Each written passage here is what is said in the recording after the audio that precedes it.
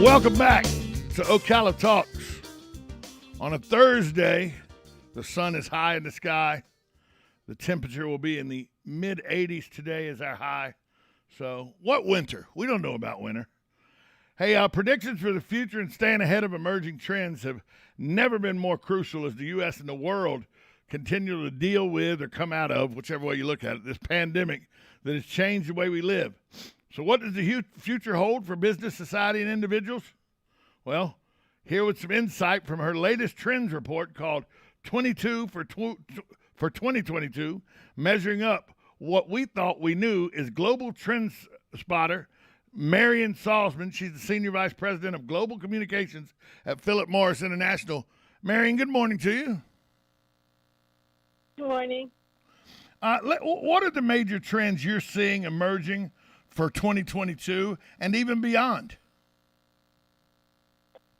So first of all, 2021 wasn't exactly a year of miracles, and we're still struggling today with COVID-19, which really sets up the big trend of chaos, which is now really a phenomenon on steroids, contributing to another pandemic, and that's the pandemic of angst, of anxiety, of this general feeling of unease, of lots and lots of conversation about mental health and how people feel. As the toll of this perpetual stress and even PTSD grows more apparent, we're hopefully going to make a greater investments on the parts of individuals, on the parts of companies, governments, etc., in emotional and mental health. We really are going to care more about how people feel. And we're going to continue to question lots of things which we'd previously prioritized, or at least expected without question, to redefine what's essential. I think that as we go into 22, look, there's so much change going on, but there's also so much anger, angst, and disappointment. And we're going to be looking to give people a way to get beyond that, to move forward in a more positive, constructive way. Well, how will some of these trends that you're talking about that we need to go towards, how are they going to impact our lifestyle and the environment we live in? Well, let's talk about lifestyle first. I mean, I think there's going to be a muted hedonism. It's not going to be the hedonism of the flappers. It's not going to be that roaring 20s kind of party hardy. But I think what people are going to do is take their discretionary money, take whatever they have available. They're going to hunker down at home with their friends and family, with those they love, with those that are in their healthy pod, with those they can invite over into their backyard. And they're going to try to enjoy one another's company in a way that's really been quite restricted on and off over the last 2 years. I also expect to see cities adapt to new realities and to compete more aggressively for inhabitants.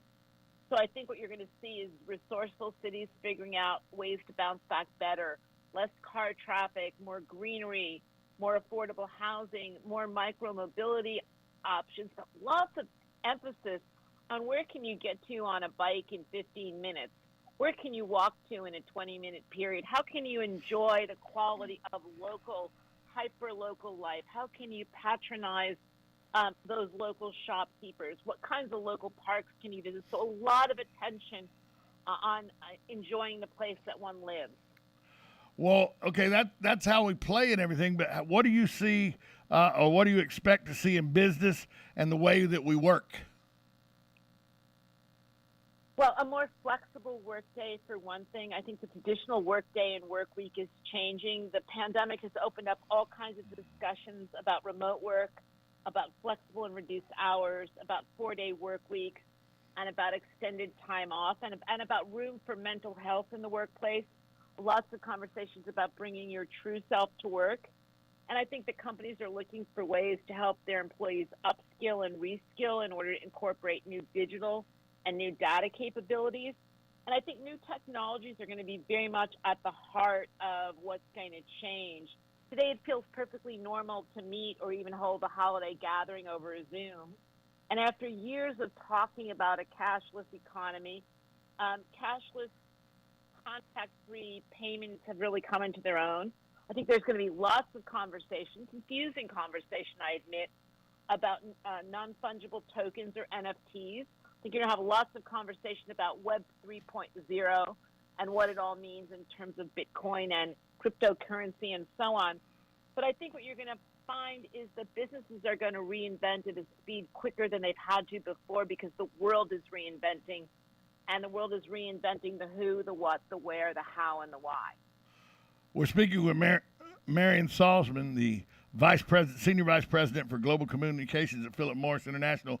Marian, which of these trends that we've talked about today do you think could lead to a positive change for our world and our planet?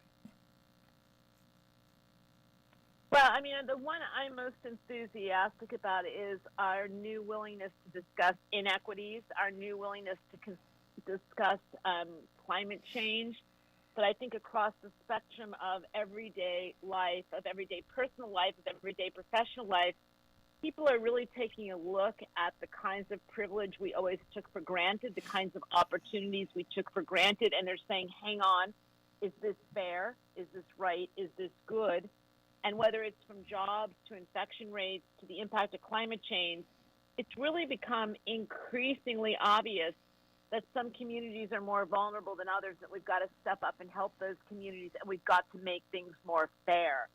I'm certainly feeling this sense that after decades of the mantra, this is the way things are, the public is going to be increasingly more sensitized to not tolerating inequities.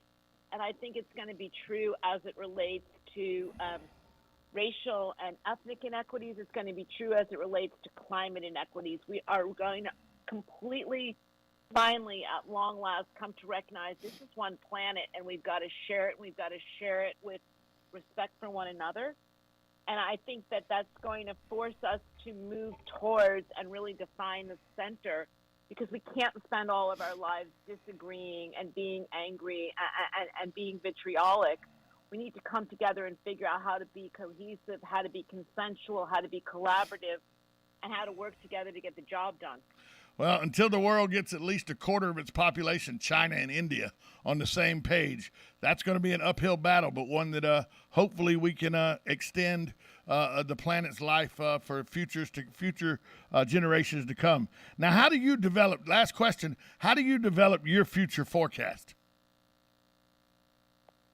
So I started my career as a market researcher. I'm a student of sociology, but I've always been interested in human behavior, particularly in pattern recognition.